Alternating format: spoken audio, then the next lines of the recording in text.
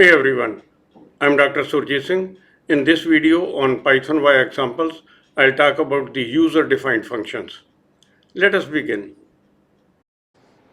In this session, we'll discuss about user-defined functions and their return values, function parameters, their default values, and mutable parameters. We'll also discuss the difference between local, global, and non-local variables and about generators with yield values of numbers and tuples for two-dimensional arrays. We know about a long list of library functions, but there are certain functions that are not available in any library. For such functions, we have to define them ourselves for our own use. In such a case, we divide the program into two parts, namely the function part of the program and the main program part. Function part is also known as subprogram. Our first example is about the cube function.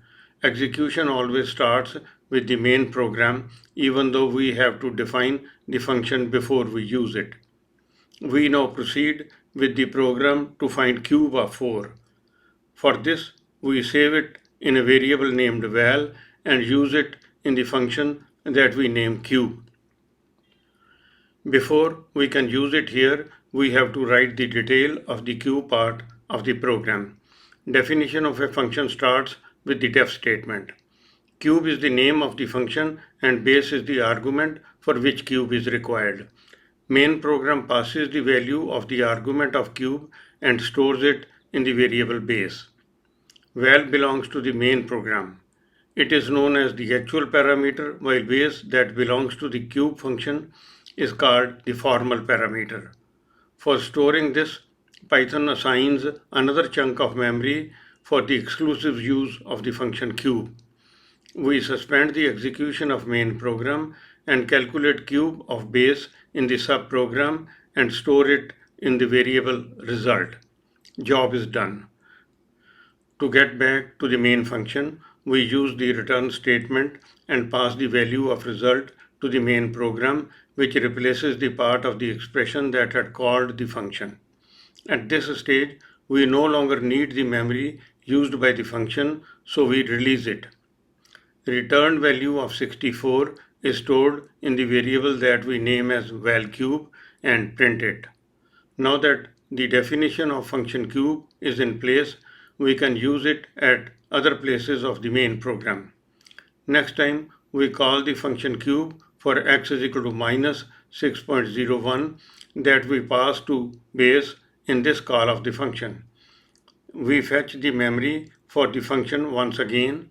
We compute the result in the function for this new parameter, return its value to the main function, release the function memory once again, and print this output line. Next line of the main program calls the cube function twice for base values of 10 and 9 to calculate the value of Ramanujan's number and print it. We will use the function memory twice and release it for both 10 and 9. Memory of the computer is limited, so we release it every time the job of a function is over. Only main program and its variables remain in the memory throughout the execution. It is the choice of Python whether to evaluate 10 cube first or 9 cube. Result is same in both the cases. Cube 10 of the expression is replaced by 1000 and cube 9 by 729. Therefore, Ramanujan's number is printed as 1729. Dividing a program into various functions, each of which does a specific job, is called modular programming. We can test each module of the program separately and share it in other programs that need it. This saves a lot of effort in coding and testing of a function again and again. We use it as our own personal library. A function can have more than one arguments. Average has two arguments a and b. The number of arguments must be equal when we call the function in the main program. Here x goes to a and a goes to b in the sequential order. A of the main program has no connection with a of the function because we store them in different memory areas. We can check it by printing them in both the modules. A in function is 4, whereas A in main module is 3. Even if we change the value of A in the function, it has no effect on its value in the main program. If we pass a mutable parameter to a function and change its items in the function, they are also changed in the main program. Vals is already present in the main program, so we do not need to return any value to the main program. If we still save the returned value in a variable, it is stored as none. Let us now consider a function that gives next value for a given number. We pass n equal to 4 and gap equal to 3 to the function next number. The function returns 7 that we save in n and print. We now modify the function by giving a default value of 1 to gap as shown. However, we are passing the value of 3 to gap from the main function. In such a case, Python ignores the default value and saves 3 in gap. So we still get 7 as the return value. Now, if we do not give gap in the main program, Python takes default gap of 1 and return value is 5, which we print in the output. If we declare a variable in main program and use it in the function, it is allowed because values of variables defined in the main program are accessible in the function, and we can use x in the function as well. However, variables defined in the function are local to the function and we cannot choose them in the main program. Moreover, we release the function memory on returning to the main program. If we change the value of x in the function, it becomes local to the function and we save it in the local memory of the function. In this case, we have two different variables with the same name x. Its value is 5 in the function, but the value remains 4 in the main program. We can check it by printing it in both function and main modules. Each variable in Python has ID that is allocated by Python at the time of execution. Printing of IDs of two x variables shows that Python has stored them in different memories. If we want that both of them to refer to the same variable, we have to declare it as a global variable in the function. Then the two x variables get same ID and changing its value in the function is actually saved in the main program. So its value becomes 5 in the main program also. Sometimes a function is not required directly by the main program, but it is used exclusively by another function. In this case, we can use nested functions in which the nested function is defined within the holding function and is not accessible to the rest of the program.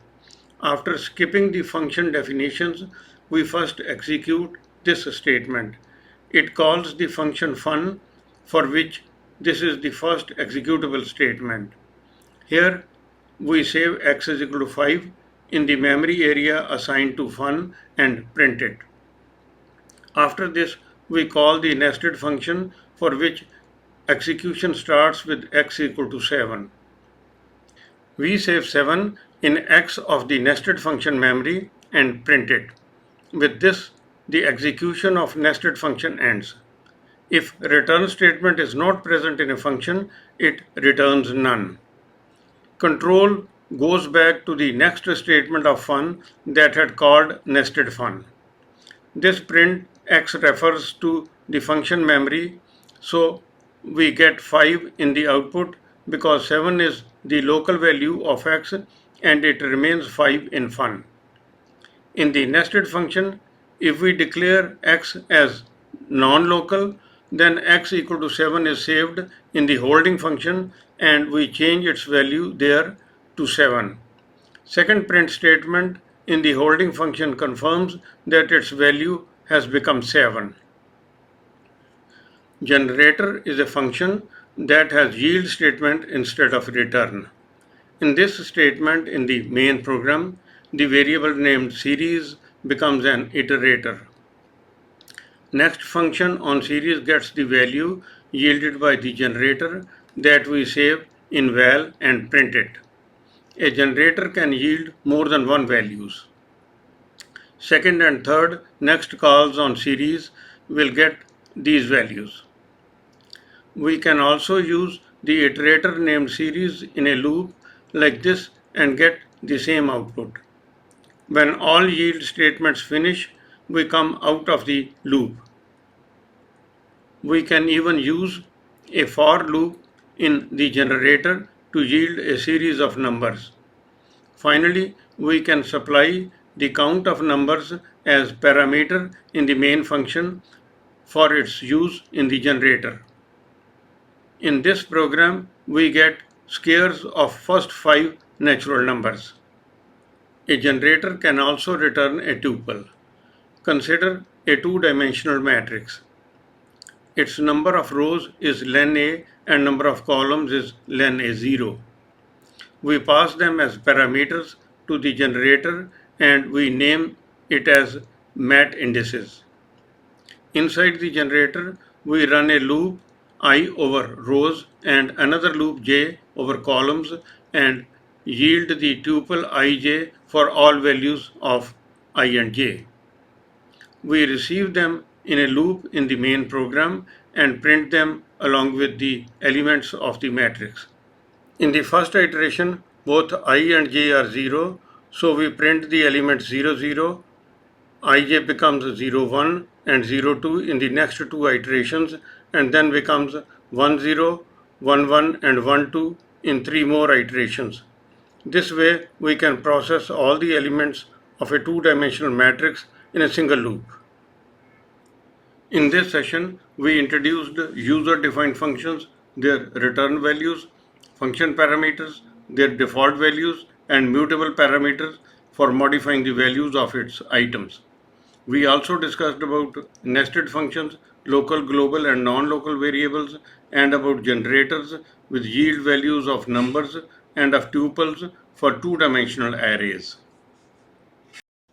I hope you liked the video. Please feel free to ask for further clarifications on my email address given below. Please stay tuned for more.